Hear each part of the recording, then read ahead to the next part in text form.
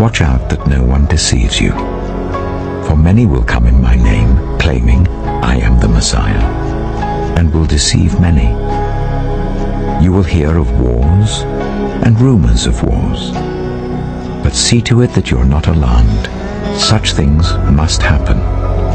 But the end is still to come. Nation will rise against nation, and kingdom against kingdom. There will be famines and earthquakes in various places. All these are the beginning of birth pains. Then you will be handed over to be persecuted and put to death, and you will be hated by all nations because of me. At that time, many will turn away from the faith and will betray and hate each other. And many false prophets will appear and deceive many people. Because of the increase of wickedness, the love of most will grow cold. But the one who stands firm to the end will be saved. And this gospel of the kingdom will be preached in the whole world as a testimony to all nations. And then the end will come. So when you see standing in the holy place the abomination that causes desolation, spoken of through the prophet Daniel, let the reader understand. Then let those who are in Judea flee to the mountains. Let no one on the housetop go down to take anything out of the house. Let no one in the field go back to get their cloak. How dreadful it will be in those days for pregnant women and nursing mothers. Pray that your flight will not take place in winter or on the Sabbath, for then there will be great distress unequaled from the beginning of the world until now, and never to be equaled again. If those days had not been cut short, no one would survive. But for the sake of the elect, those days will be shortened. At that time, if anyone says to you, look, here is the Messiah, or there he is, do not believe it. For false messiahs and false prophets will appear and perform great signs and wonders to deceive, if possible, even the elect. See, I have told you in advance. So if anyone tells you, there he is, out in the desert, do not go out. Or, here he is in the inner rooms, do not believe it. For as lightning that comes from the east is visible even in the west, so will be the coming of the Son of Man.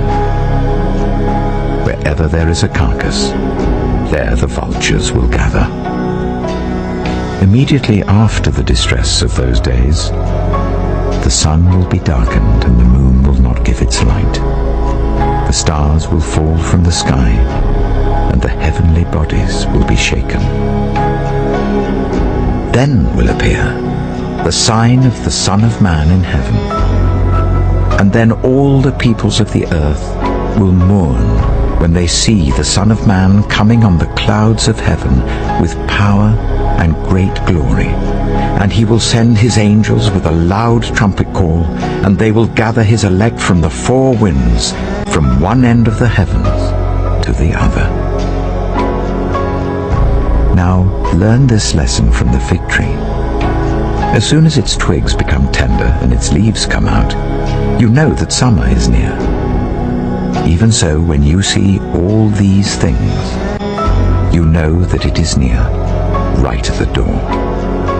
Truly I tell you, this generation will certainly not pass away until all these things have happened. Heaven and earth will pass away, but my words will never pass away. But about that day or hour, no one knows, not even the angels in heaven, nor the Son, but only the Father. As it was in the days of Noah, so it will be at the coming of the Son of Man. For in the days before the flood, people were eating and drinking, marrying and giving in marriage, up to the day Noah entered the ark. They knew nothing about what would happen until the flood came and took them all away. That is how it will be at the coming of the Son of Man. 2 men will be in the field. One will be taken and the other left. 2 women will be grinding with a hand mill. One will be taken and the other left. Therefore, keep watch, because you do not know on what day your Lord will come. But understand this: if the owner of the house had known at what time of night the thief was coming, he would have kept watch and would not have let his house be broken into. So you also must be ready, because the Son of Man will come at an hour when you do not expect him. Who then is the faithful and wise servant, whom the master has put in charge of the servants in his household to give them their food at the proper time? It will be good for that servant, whose master finds him doing so when he returns.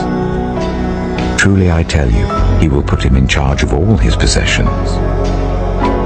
But suppose that servant is wicked and says to himself, "My master is staying away a long time." And he then begins to beat his fellow servants and to eat and drink with drunkards. The master of that servant will come on a day when he does not expect him, and at an hour he is not aware of. He will cut him to pieces and assign him a place with the hypocrites, where there will be weeping and gnashing of teeth. At that time, the kingdom of heaven will be like 10 virgins, who took their lamps and went out to meet the bridegroom. 5 of them were foolish, and 5 were wise. The foolish ones took their lamps, but did not take any oil with them. The wise ones, however, took oil in jars along with their lamps. The bridegroom was a long time in coming, and they all became drowsy and fell asleep. At midnight, the cry rang out, "Here's the bridegroom! Come out to meet him!" Then all the virgins woke up and trimmed their lamps. The foolish ones said to the wise, "Give us some of your oil, our lamps are going out." "No," they replied, "there may not be enough for both us and you. Instead, go to those who sell oil and buy some for yourselves." But while they were on their way to buy the oil, the bridegroom arrived. The virgins who were ready went in with him to the wedding banquet, and the door was shut. Later the others also came. "Lord, Lord," they said, "open the door for us." But he replied, "Truly I tell you, I don't know you. Therefore keep watch, because you do not know the day or the hour." Again, it will be like a man going on a journey, who called his servants and entrusted his wealth to them. To one he gave 5 bags of gold, to another 2 bags, and to another 1 bag, each according to his ability. Then he went on his journey. The man who received 5 bags of gold went at once and put his money to work, and gained 5 bags more. So also the one with 2 bags of gold gained 2 more. But the man who had received 1 bag went off, dug a hole in the ground, and hid his master's money. After a long time, the master of those servants returned and settled accounts with them. The man who had received 5 bags of gold brought the other 5. "Master," he said, "you entrusted me with 5 bags of gold. See, I have gained 5 more." His master replied, "Well done, good and faithful servant. You have been faithful with a few things. I will put you in charge of many things. Come and share your master's happiness." The man with 2 bags of gold also came. "Master," he said, "you entrusted me with 2 bags of gold. See, I have gained 2 more."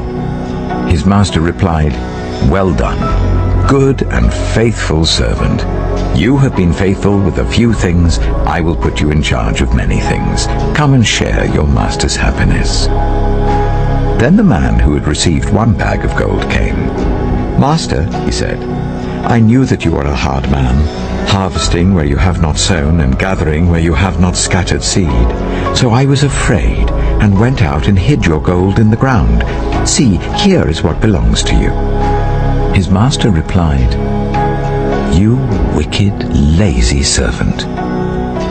So you knew that I harvest where I have not sown and gather where I have not scattered seed?